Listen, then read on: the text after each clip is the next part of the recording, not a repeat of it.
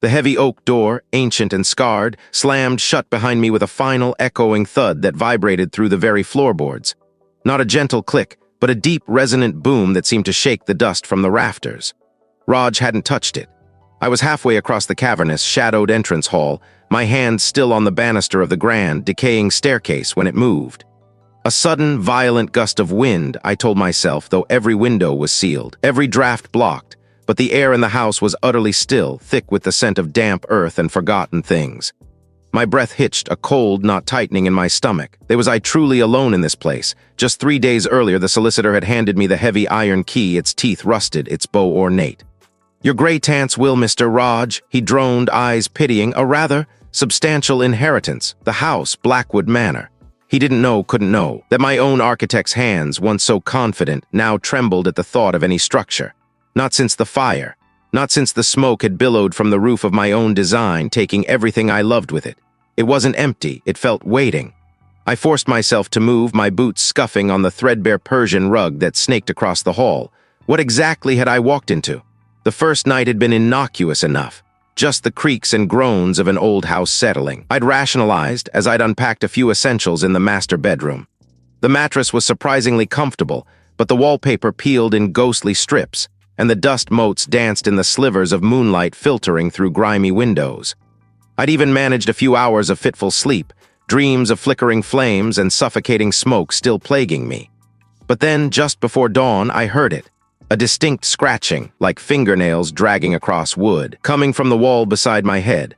It was too rhythmic, too deliberate to be a rat. Asterisk scratch. Pause, scratch, scratch. Pause, asterisk. I sat bolt upright, my heart racing, straining to hear over the frantic pulse in my ears. I told myself it was the house settling, the wind playing tricks, anything but what my gut screamed it might be. Was I losing my mind, just like they'd hinted at the support group? The next day, the unease deepened.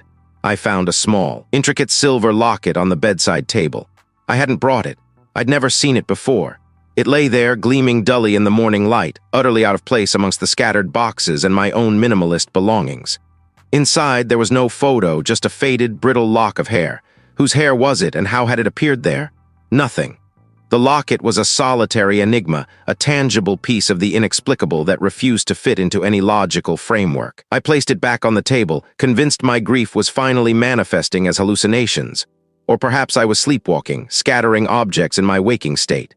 But the feeling that I was being watched, constantly, relentlessly, persisted, making the hairs on my neck stand on end. Later that afternoon, while trying to clear some of the dust from the vast, unused library, I heard a faint, melancholic humming. It was soft, almost imperceptible, like a lullaby sung through a veil of sorrow. I froze, dust cloth in hand, straining my ears. The sound seemed to drift from the upper floors, ethereal and profoundly sad. My mind raced, searching for an explanation. A neighbor. Unlikely the nearest house was miles away. The wind? No, this was distinctly melodic. I crept out of the library, my footsteps muffled by the thick dust, and started up the main staircase. Each step creaked under my weight, the old wood groaning like a living thing. The humming grew a little louder, leading me towards the long, dark corridor on the second floor. What lay behind that door and who or what was singing? It was tarnished, almost black with age. It wasn't a language I recognized, but the tone was undeniably hostile, filled with a raw, ancient anger. I recoiled, my heart leaping into my throat. This wasn't just an old house, it was something else entirely. Something alive. My architectural training, my reliance on logic and structure was crumbling around me. Every instinct screamed at me to leave, to get into my car and drive until this place was nothing but a speck in my rearview mirror.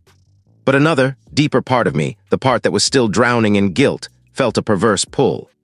This house, with its palpable sorrow, felt strangely familiar, like a reflection of my own internal landscape. Could it be that my grief was attracting this malevolence? The next morning, the locket was gone from the bedside table. In its place, etched into the dusty surface, were 3 distinct deep gouges, as if something sharp had been dragged across the wood. They formed an almost perfect triangle. This wasn't just about my sanity anymore. Something in this house was playing a deliberate, terrifying game. What did the triangle mean? I spent the next few days not just cleaning, but meticulously examining the house. My architect's eye, a tool I thought I'd lost forever, rekindled with a desperate urgency. I tapped walls, inspected floorboards, traced the patterns of the ornate plasterwork. The house was a labyrinth of hidden spaces and strange inconsistencies. In the dusty pantry, behind a stack of forgotten canning jars, I found a loose brick. Behind it, a small, leather-bound journal. The journal was old, its pages brittle and yellowed, filled with elegant, looping script. It belonged to a woman named Alara who had lived in the house almost a century ago. It twists our pain into its own sustenance. My own guilt, my own bottomless sorrow, felt like an open wound in that house. Was I just another victim in a long line? Alara's later entries became almost illegible, scrawled in a terrified frenzy.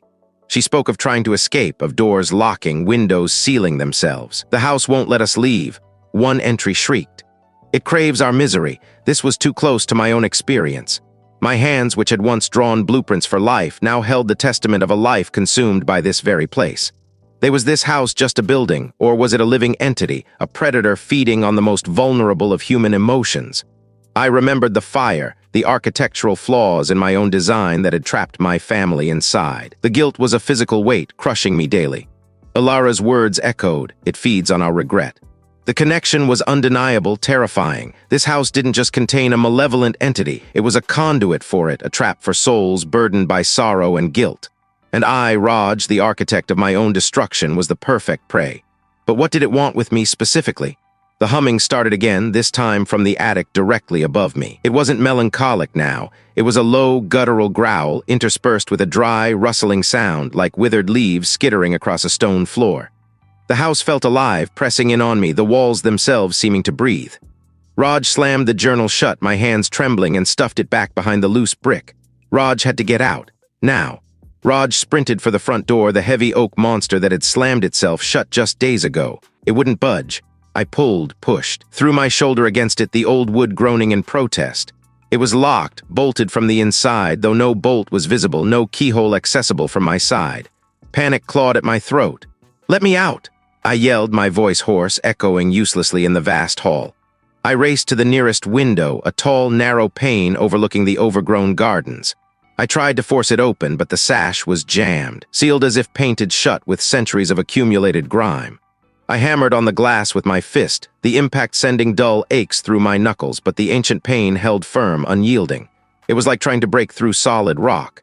The house was mocking my efforts, each attempt at escape met with an immovable, unseen barrier. Was this what Alara had felt? The absolute, crushing certainty of being trapped. The humming intensified, radiating from every wall, every floorboard vibrating through the soles of my feet.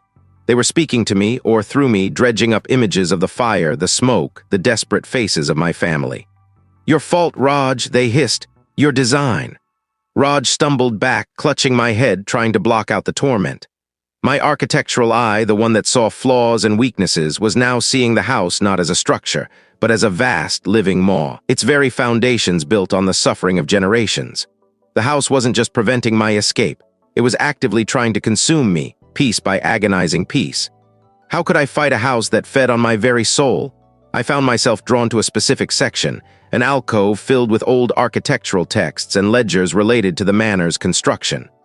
Among them, tucked into a crumbling volume on local folklore, was a crudely drawn map of the house, labeled Blackwood Manor, the Weeping Heart. It showed not just the visible rooms, but several hidden chambers, including one marked with the ominous triangle Raj seen etched on the bedside table. This secret chamber was located deep within the oldest part of the house, beneath the ground floor, accessible only through a disguised panel in the oldest part of the cellar. Was this entity merely using the house, or was it intrinsically bound to its very structure? A living monument to despair? The cellar entrance was a heavy, bolted trapdoor beneath the kitchen floorboards, hidden beneath a forgotten pantry shelf.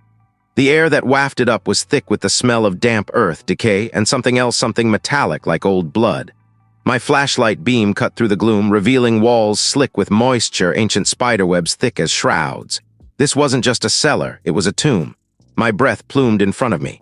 The humming was deafening here, a low, resonant thrumming that seemed to vibrate from the very bedrock. And amidst them, a constant, insidious drone. Guilt, guilt, guilt. It was targeting me directly. Following the map, I navigated a narrow, twisting corridor past crumbling wine racks and forgotten barrels. The walls here were rough-hewn stone, crudely stacked, unlike the elegant brickwork of the main house. This section was far older, predating the manor itself. At the end of the corridor, the map indicated the hidden chamber. There, a section of the stone wall looked subtly different, its mortar newer, its surface smoother. A disguised panel. I pressed against it, searching for a seam, a latch. My fingers brushed against a faint indentation, a small, barely perceptible symbol carved into the stone.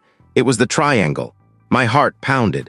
With a surge of adrenaline, I pushed harder, and with a low groan of ancient stone, a section of the wall slid inward, revealing a cramped, pitch-black space beyond.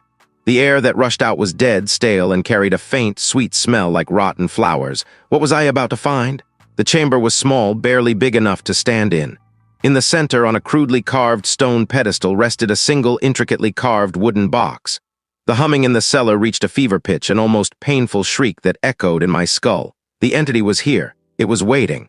I approached the box cautiously, my every nerve screaming at me to turn and run, but my feet felt rooted to the cold stone floor. This was the heart of it, the source. I had to know. The box wasn't locked, merely sealed. Raj took a deep breath, the stale air burning my lungs, and slowly, deliberately lifted the lid. Inside, nestled on a bed of dried, crumbling leaves, was not a relic or a treasure, but a collection of tiny, meticulously crafted wooden figurines. Each one represented a person, carved with incredible detail, their faces contorted in expressions of profound sorrow, regret, or despair. It was me, the architect of sorrow. It was the voice of the house itself, a chorus of all the grief it had ever consumed, woven into a singular, terrifying consciousness. You carry such a heavy burden, such exquisite regret. You are the finest vintage. The figurines in the box seemed to twitch, their wooden faces twisting further, their silent screams palpable. This was not just an entity, it was a collector, a connoisseur of human pain. Raj could feel their hungry presence, their anticipation. The voice continued, a seductive, terrifying lullaby of despair.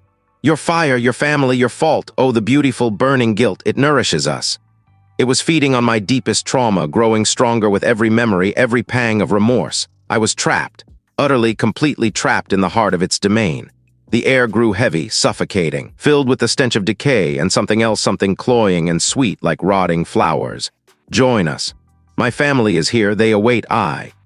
It was trying to break me, to wear me down, to make me surrender my grief to its insatiable hunger. I felt the tiny, grotesque faces of the figurines, their silent suffering. This was its weakness, its connection to the source of its power. If it fed on sorrow, perhaps I could starve it. But how do you starve an entity that feeds on the very essence of your being? How do you fight a house that knows every corner of your soul, every flicker of your guilt?